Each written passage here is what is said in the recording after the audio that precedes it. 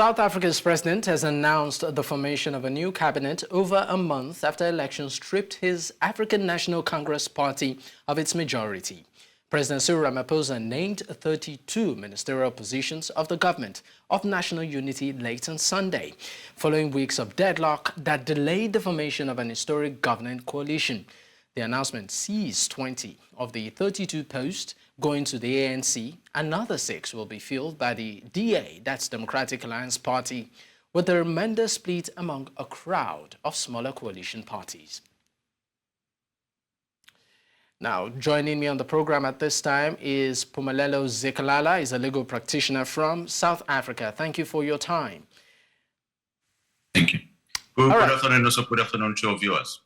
All right, great. Now, let's start off with of course, a biggest story right now in South Africa, the first in its history, a coalition government, and I call it ratio right now, the sharing formula. I'd like to know your immediate reaction to that. The DA, taking a chunk of it, and then other parties. I think the manner in which the seats have been shared, it's in line with how the voters have dictated how they want the South African government to be. Remember, after coming back from elections, each political party was given a certain share in terms of saying, this is how much you are going to get, this is how much the voters are entrusting you. And whatever that the president has distributed the seats to be is in line with the amount of votes, or mostly approximate with the amount of votes in which those political parties obtain. Now, if we look, second from the ANC was the Democratic Alliance. So those are the ones that have got the majority of the seats. You then had the IFP. The only individuals which are not there, which in line with how the voters voted, is the EFF. And you must also remember that they stated categorically that they're not going to join the proposed government of national unity if certain conditions are not met. And on those bases, that is how they were then excluded from all the transaction and the allocation of seats that you have seen being done now. Now, there's also the issue of how these various parties with different ideology tend to work together. I mean, this is a watershed in South Africa's political history. I'd like to know what you, of course, think as regards the possibility of these various parties running on different ideologies, working together. I think that is going to be inevitable. It's going to come out because they have different political ideologies and the manners in which they want to do things. For example, the Democratic Alliance stance on basic education, which is one of the positions in which they have, is very much different from what the African National Congress was utilizing. So what you are going to see maybe is a change of legislation here and there. However, there are precautionary measures that can be taken, or that the South African law allows it for it to be done. For example, you can't wake up as a minister and then decide that you're going to change the law. There's a number of consultation processes that needs to be there. It still needs to go to the National Assembly, to the National Council of Provinces to get the majority vote. If you don't get that, then it means you're stuck with the legislation which is there. So I think the president, in his wisdom, in deciding which political party are going to slot into which department, he knew exactly that even if they wanted to implement the strategies, it's going to be very difficult for them to do so. If they haven't changed the current laws, the only thing that they can do, which is much better, is to implement and provide a much more different way of doing the service delivery, which is going to be beneficial, by the way, to South Africans, because the quicker and the better the government is able to work, the more benefits and the more gratification in which the South African citizens are getting. So I think it's a model that we need to wait and see how it's going to work. It's a model which we need to assess. Are the level of being a watchdog and being, for a lack of a better word, a complainer, are they going to still continue with those? Or are we going to see someone saying, because now I'm in power, I simply understand the challenges that are there, and it's not as easy as I thought it would be when I'm the one that needs to implement all those strategies and deliver in the various departments that have been allocated to various political parties. Now, I'm still going to stay on that, because let's look at, of course, the distribution of some of these positions. We know that the leader of the DA, that's Democratic Alliance, John Steenhuisen, has been appointed as Minister of Agriculture. At the same time, President Cyril Ramaphosa maintained that ANC will hold the Ministry of Trade and Industry, another key portfolio that the DA also is seeking. And of course, we know that the ANC's Paul Mashatile will continue to be the deputy president. Now, looking at the distribution of this, what I call it, positions right now, vis-a-vis the current realities of South Africans, we know there's poverty, we know there's power crisis, we know there's inequality, we know that there's the health issues there. Do you think these positions, are tailored to address the needs of South Africans, or are just barely, political, chasing political interests? Not necessarily. Well, you can say that when it comes to the increase in the portfolios that are there, we have increased the number of ministries that we had simply to accommodate other political parties that have now emerged. What that means from a taxpayer's perspective, it now means I have to pay more because each minister that has been added, there's approximately 2 billion rands or 2 million rands extra in which will need to be paid by the taxpayers. Then the important question is, where is that money going to come from? But when it comes to addressing the challenges that South African has, I think the ministries that we have now or that we had previously would have been able to do that.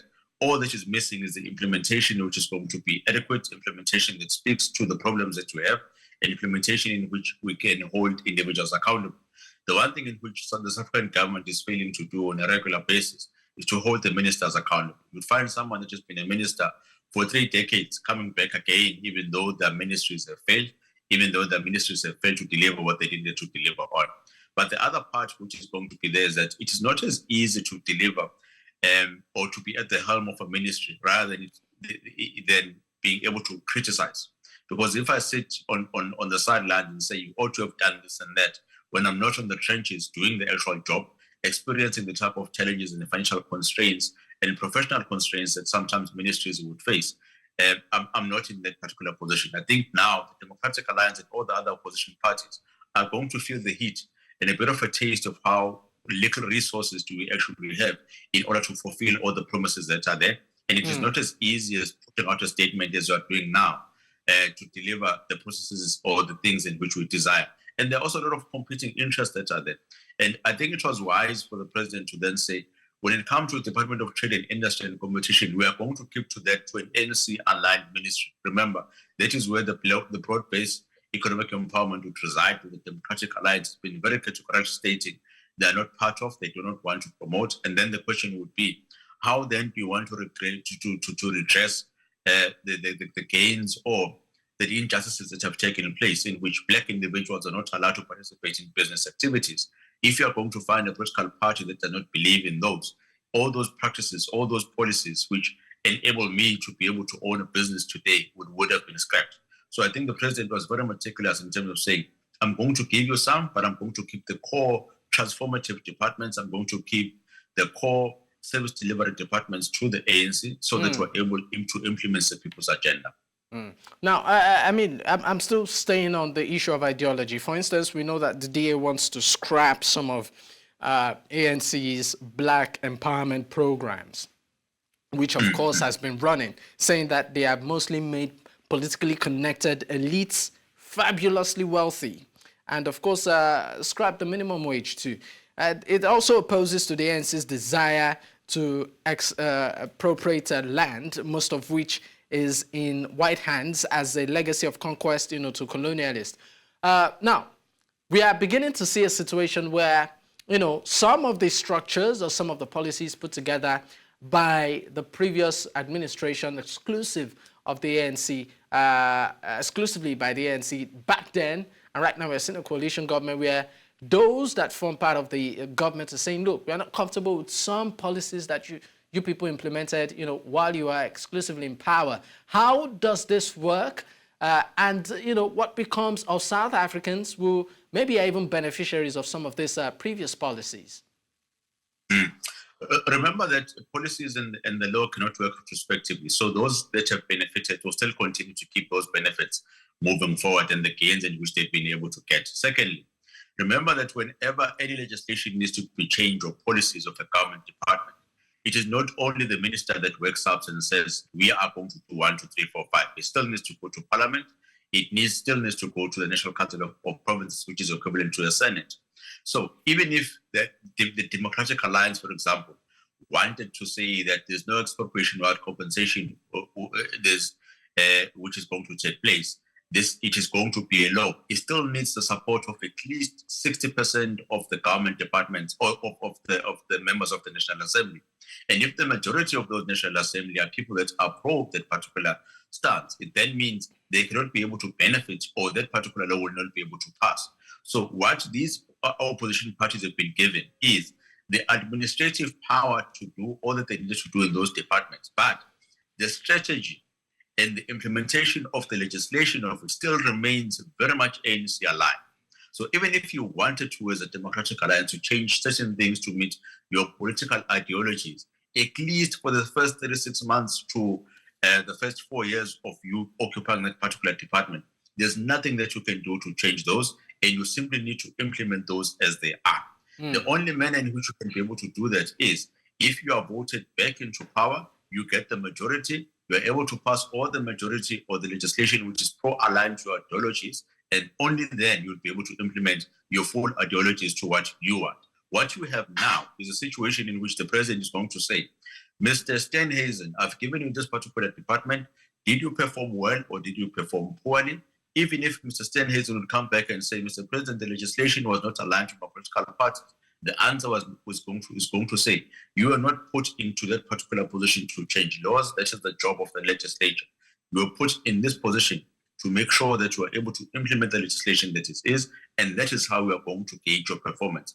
And it then puts them in a much tighter corner, because all political parties that were in the opposition, before they went into power, before they were given departments, which is, I think, is happening for the first time, in which many of them are going to get as much departments as they're getting now. They've been on the sidelines simply pointing out the wrongs and not recognizing the good. So now the roles have been changed, in which you say, you've been talking too much on the sidelines, go and do the job, and let's see if you can do it better. All right. Now, just like we're seeing on our screen there, the EFF party seem to be, of course, silent in all of this permutation here. Are we seeing a situation whereby maybe at the end of the day, the EFF parties like the EFF, will be part of this government, would of course, get, a position or two? No, not really. Once the president is allocated, there are no longer any positions that can be there, unless if a new ministry has been formed, like we see in the previous administration with the Minister of Electricity. But because there have been constant invitations sent to them, and they've always come back to say, we are not willing to be part. I think the last one was during the weekend. They came back with demands which could not be met by the president. And then he said, I'm leaving you out of this government of national unity. You are going to be alone. So parties like the EFF, like the MK, like Musa, if I'm not mistaken, are going strictly to be the opposition parties of parliament, are going strictly to be the ones that are going to be now the watchdogs to check, are the ministries doing that what they ought to do? Are the ministries giving the service delivery which has been required? But in terms of them being accommodated, unfortunately, the gate has closed. There's no other position that are available for the taking, and no one can be removed or reshuffled unless if the president feels that there's a much better candidate that is there, and that if that candidate comes from the EFF, then we would see a minister that comes from the EFF being in charge of a certain department. All right, Zikalala, just before I let you go, we know that the ANC and some of its members were engulfed in a lot of controversy, particularly corruption controversy, in the previous administration. And right now we are looking at a coalition of, multiple parties making a government. Do you see a situation of accountability here? And also, of course, some of these cases revisited and justice, if at all, meted out? Yes, I do, in two instances. Firstly, remember that as they're in parliament, they may share the same government of national unity, but they're still not friends.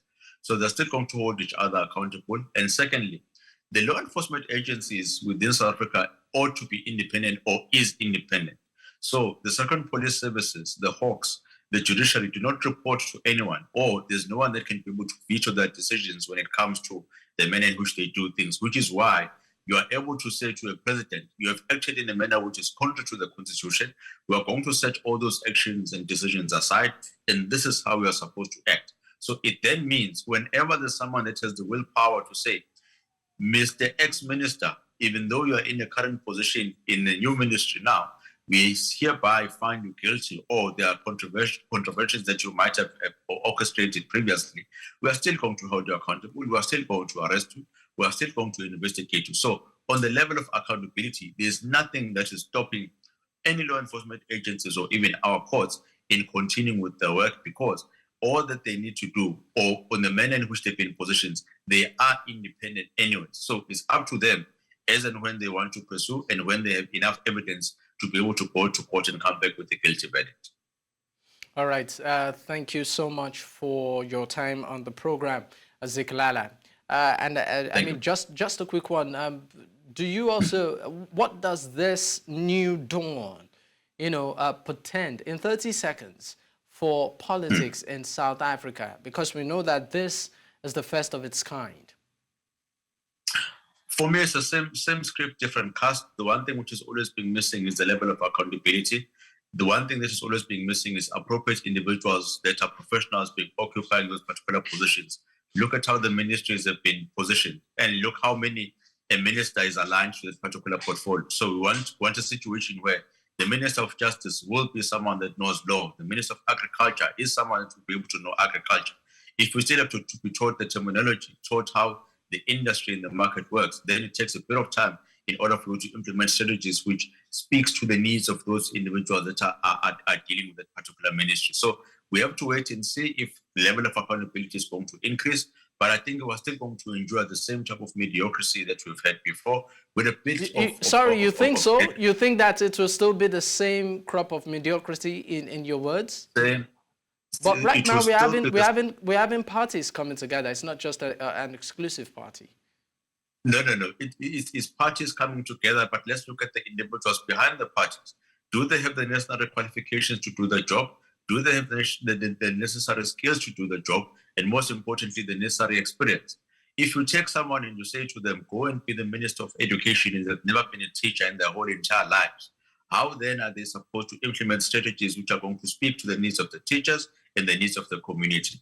Where are they getting the mandate in order to implement those particular policies? And how is it that the policies that they're going to implement going to come back and say, this is the benefits in which we have received? Lastly, you then have a whole ministry that deals with monitoring and evaluation, in which for the past decade, in the sixth administration, has not provided anything in terms of saying, Minister A, Minister B, you have failed in your duties, go and stay home. Let's find somebody else that can be able to implement those duties. So in the same manner in which the sixth administration was chosen, this administration, regardless of whether the political parties are different, has been chosen in the same manner, which is why I'm saying, maybe we can wait up until 6 months or 100 days has ended, but I do not think that anything drastic is going to change. You may see a few things here and there, but we still have to wait and see.